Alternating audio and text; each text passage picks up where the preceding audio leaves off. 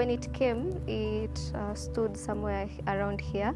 And then it jumped. These ones are the footprints. 10 minutes were not over. Just like that, we lost our dog. It's clean.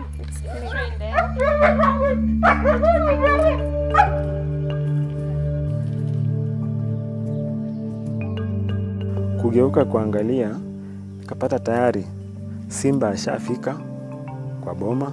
Nibidi nichukue panga, nigware kwenye bati, angalau ili aweze kutoroka. We were shocked because we were outside looking for our dog and the lion was like just a few meters away from the gate.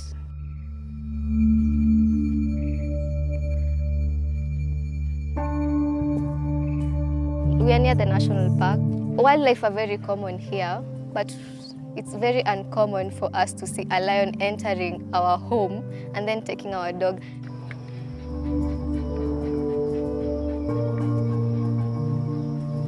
It's hard to be without like giving one love and then remembering that the other was taken. And it was not something like a normal death, it was something that just shocked us out of nowhere. It's just sad.